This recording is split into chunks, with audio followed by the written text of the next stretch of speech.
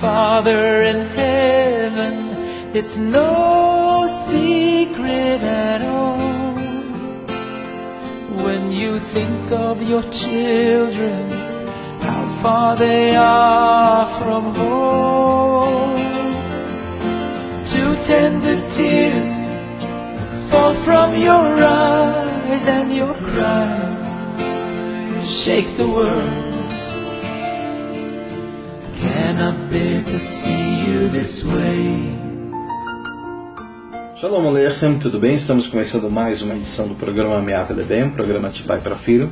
Esse não é um programa proselitista, é um programa feito especialmente com todo carinho para os meus filhos, a Gabriela Dodani, minha primogênita, Gabriel Kalev, meu primogênito masculino, e Ariela Hesed, minha caçula. Esse não é um programa proselitista, a gente não visa estar falando aí para outras pessoas, mas apenas para a nossa família.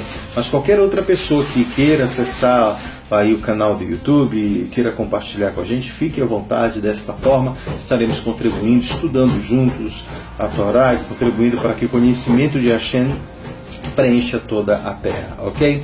Estamos falando sobre a Parashá Miketz, que significa e após ou ao fim. Estaremos falando sobre a fome, o início da fome no Egito, no capítulo 41, versículo 53, até o capítulo 42, versículo 18. É a quarta leitura desta semana.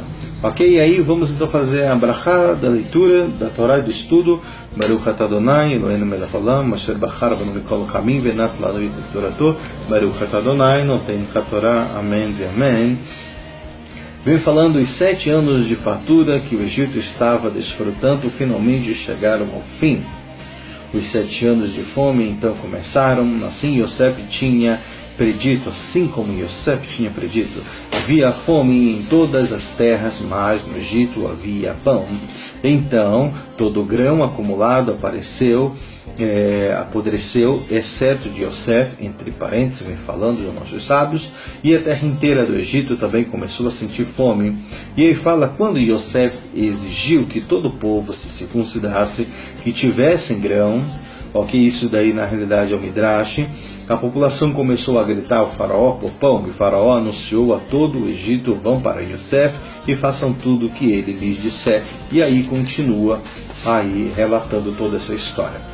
Ok, vou começar a falar sobre alguns tópicos aqui, depois a gente encerra com a brachá. Bem, primeiro diz que se iniciou a fome, significando que da parte do próprio Eterno nós recebemos tanto aquilo que é bom quanto aquilo que é ruim. O próprio Coelho fala que existe tempo determinado para tudo debaixo do céu. Há tempo de paz, há tempo de guerra, há tempo de juntar, há tempo de espalhar, há tempo de estar próximo, há tempo de se apartar. Então, em tudo existe um tempo determinado debaixo dos céus. E aqui começa realmente mostrando sobre isso, né? Que Hashem mandou, foi da vontade dele que viesse. Então houve 7 anos de fartura e depois 7 anos de fome que começaram. A fome em toda a terra, no Egito, só havia pão no Egito. E aí depois de tudo isso daí vem falar sobre os irmãos de Yosef que apareceram diante dele. E aqui vem a pergunta, se os egípcios já estavam armazenando os grãos 7 anos, por que eles ficaram famintos?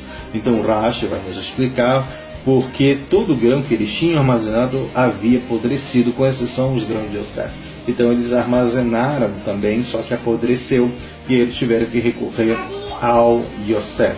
Ok? E aí outra pergunta os nossos sábios vão dizer, por que o faraó disse a seu povo que escutassem a Yosef? Rashi vem nos trazer uma explicação. Yosef lhes diria que circuncidassem. Quando eles vieram ao faraó, disseram que isto foi o que ele nos disse. O faraó respondeu a eles, por que vocês não juntaram grãos? Ele não avisou que anos de escassez chegariam? E eles responderam, nós juntamos, muito mais apodreceu. E o faraó respondeu, nesse caso façam tudo o que ele vos mandar, que ele já emitiu um decreto sobre os grãos e eles apodreceram. Ele poderia agora emitir um decreto sobre nós e nós morreríamos. Então aí vem contando o Midrash sobre esta situação, ok? Aí cria caro vem dizer, porque Yosef disse a eles que circuncidassem, por que eles deveriam fazer isso? Porque ser incircunciso é descrito pela Torá como vergonha, que também é um termo que se refere à fome. Okay? Assim Yosef sugeriu que por meio da circuncisão a fome cessaria. Então você vê que existe todo um conhecimento profundo com relação a isso. O Shulchan Aruch também vem falar sobre o seguinte, que o fato de derramar sêmen em vão, isso também traz pobreza. Não só é considerado como um ato gravíssimo perante a Torá, como um dos mais graves, como também fala que ele traz a pobreza, ok?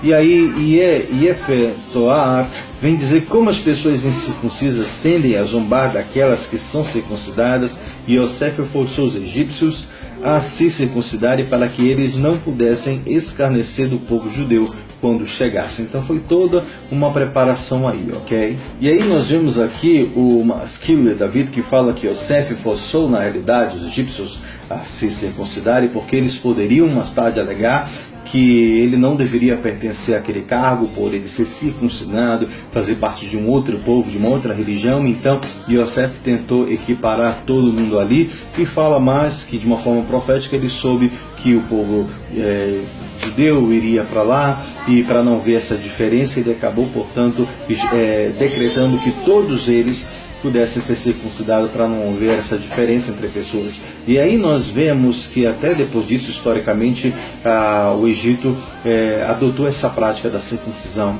ok? E aqui mostra também um prelúdio, mostra também que futuramente, quando Mashiach vier, ok, ele não só fará com que todos os descendentes de Jacob, todos os judeus cumpram as mitzvot, como ele também levará todas as pessoas das outras nações também a cumprirem mitzvot, ok? Tentando equiparar ali as pessoas para que a gente possa estar apto então a ir a Yerushalayim e também a servir o Eterno.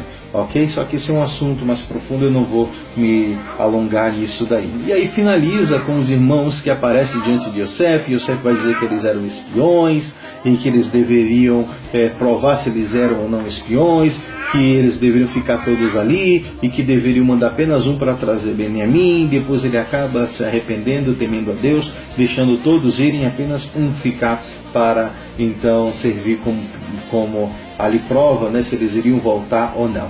E a quinta aliada de Amanim vem falar sobre os irmãos se arrependem, ok?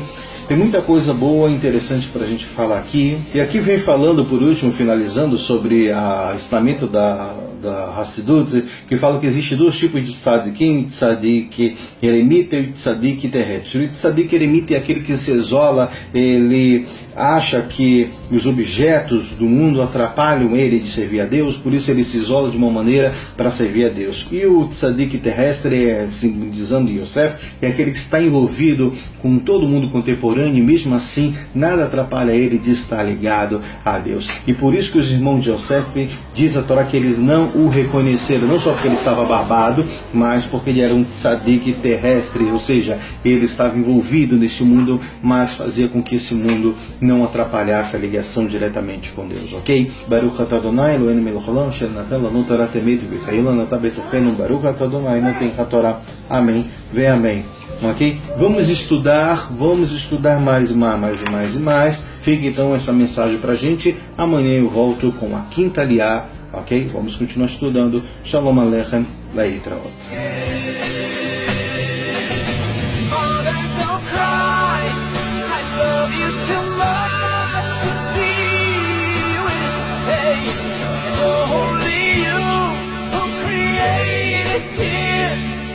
Can't wipe